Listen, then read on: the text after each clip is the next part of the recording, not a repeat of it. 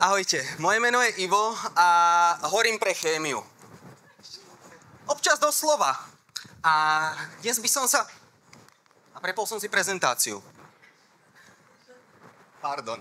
Na mojej učiteľskej ceste, ktorá je doposiaľ krátka, ale povedal by som, že o to bohatšia na zážitky, popularizujem vedu a hlavne chémiu na každom rohu, všade, kde sa dá, na školách, podujatiach. A občas natočím aj nejaké to videjko, ako ste už videli, lebo som nešikovný. Takže o nich vám poviem trošku neskôr. Moje začiatky pedagogické boli také, že chcel som mať úplne všetko pripravené.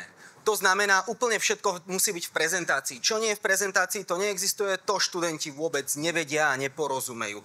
Moje prezentácie mali 138 slajdov na 45 minút a ja som si potom uvedomil, že ono to vlastne nefunguje a že som stihol prebrať tak 10, ale toto bola moja ilúzia o tom, že ako to má vyzerať tá 100% príprava. Samozrejme, potom neskôr som trochu polavil.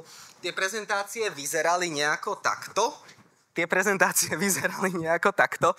A vlastne v tomto momente som si uvedomil, že my tie predmety môžeme aj spájať. Že viem, že to je normálna myšlienka, ale pre mňa to bolo niečo také, že doslova som zhorel.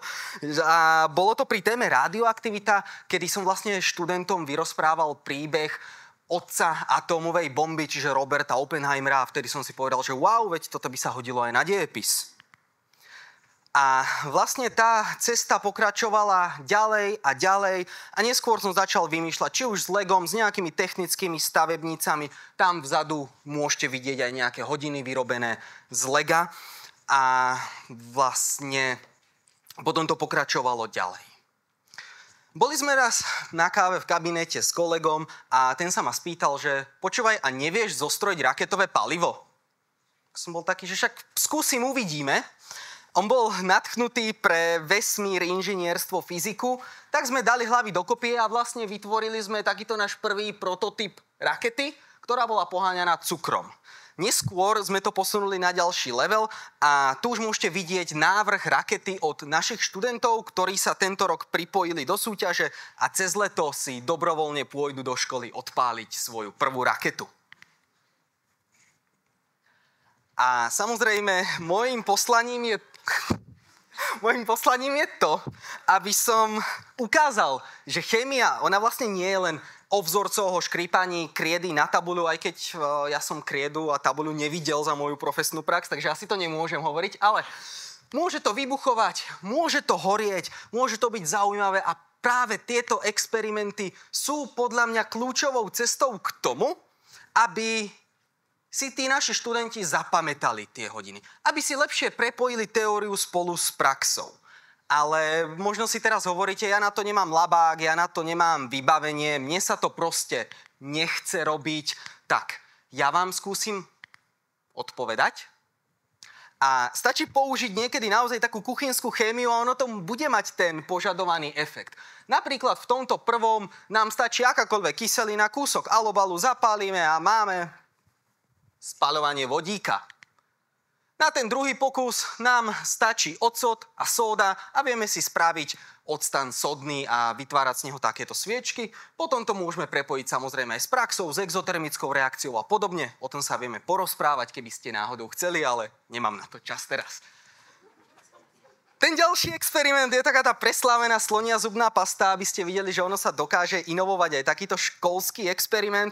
Tak raz sa ma študenti spýtali, že môže to svietiť? Jasné, môže. Poďme to vyskúšať. Stačí nám peroxid, stačí nám droždie a stačí nám svietiaca tyčinka. Takže nie všetky hodiny vyzerajú takto. Takže nemusíte sa obávať, že proste na vašich hodinách zostane takto bordel, študenti odídu a vy si to tam budete musieť upratovať. Tie experimenty treba navrhnúť trošku s rozumom a s veľkou dávkou lenivosti. Toto je napríklad jedna z reakcií, ktorá je teda kvapková reakcia. Na to študenti používajú len povoskovaný zalaminovaný papier a kvapkajú pipetami. Dosiahnu požadovaný výsledok a to, čo spravia namiesto upratovania, je len, že to zotrú servítkou a máte po labáku. A keď ste ešte viac leniví, úplne rovnako ako ja, tak tie roztoky jednomolárne dáte pripraviť starším študentom, ktorí sa učia o koncentrácii. Takže vlastne je to labák bez prípravy. Mám tu príklad nejakého laboratórneho cvičenia. Neviem, či sú tu nejakí učitelia chémie, fyziky alebo prírodovedných predmetov. Skúste si pozrieť ten labák a skúste sa spýtať, že čo tam chýba. Že niečo tam určite chýba. A možno ste objavili to, že tam chýba postup. Pretože je dôležité simulovať tú prácu výskumníkov. Výskumníci tiež nejdú podľa presných popísaných postupov. Častokrát spravia krok do neznáma, pretože nevedia a objavujú niečo nové. A ja sa práve tento zážitok snažím preniesť aj na svojich študentov. Oni nedostanú postup, oni dostanú len jednu reakciu a majú zaznačiť, ktorá je modrá, ktorá je červená. Dostanú k tomu nejaké chemikálie a vlastne na základe tých zmien musia prísť hypotézou a musia zistiť, ako funguje Le Chatelierov princíp posunu chemickej rovnováhy. Môže to vyzerať nejako takto, takže znovu pre tých lenivejších dá sa to spraviť v kvapke vody. Pre tých, ktorí chcú viacej úsilia, tak dá sa to spraviť takto v skúmavke, čiže predstavivosti sa medze nekladú a môžete vidieť, ako náhle pridávam vodu a ako náhle pridávam kyselinu, mení mi to farby, zahrievam to, chladím to, znovu mi to mení farby a viem vlastne vyhodnotiť, že keď pridávam reaktanty, odoberám reaktanty, pridávam produkty, zahrievam to alebo chladím. Tu je ďalší nákres nejakého laboratórneho protokolu, kde už je trošku ukázané tým študentom, čo majú robiť, teda minimálne v tých skúmavkách. Majú skombinovať úplne všetko, čo majú k dispozícii, majú prísť na to, čo je to látka polárna, čo je to nepolárna. Ten prvý príklad bol vlastne vtedy, keď sme do tej témy vkročili. Oni ešte nevedeli, čo je Le Chatelierov princíp posunu chemickej rovnováhy, ale vedeli, že dokážem nejako tú rovnováhu posúvať. Toto je príkladom laboratórneho protokolu, kedy už vedia, čo je polárne, nepolárne, len si to otestujeme, ako to funguje a či to vlastne funguje. A vlastne musíme tie experimenty robiť kvôli tomuto.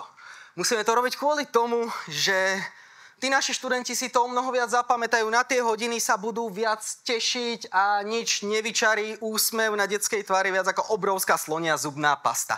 Ja vám ďakujem pekne za pozornosť a dúfam, že aj vy budete horieť pre chémiu.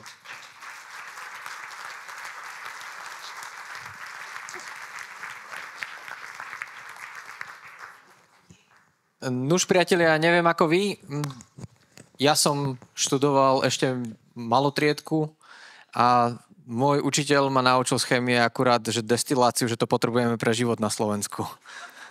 Tak si hovorím, že mať Ivana ako učiteľa, to by bolo proste iné kafe. To aj pivo by sme si spravili. No napríklad, presne tak.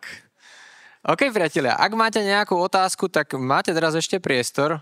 Ja Ivan, možno len tak spýtam, čo na to tvoj riaditeľ na začiatku, keď si prišiel s takýmito vecami? Ďakujem za odpoveď. Terajší riaditeľ ma v tom veľmi podporuje a je teda rád, ale hovorí mi, že musím ísť aspoň kilometr od školy, keď chcem odpalovať rakety. OK. Ty už si celkom známa osoba.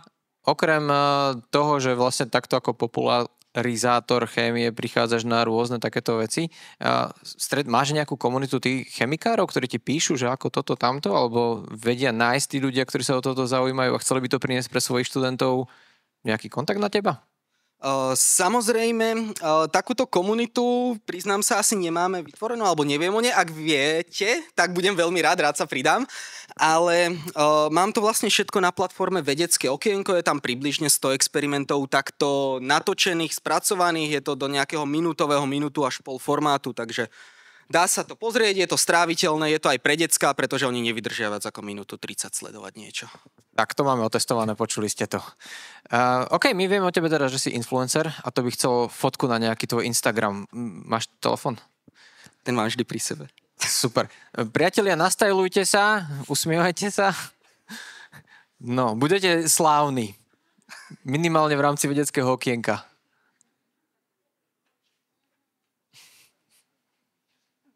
Ďakujem veľmi pekne. Ivan Gábriš.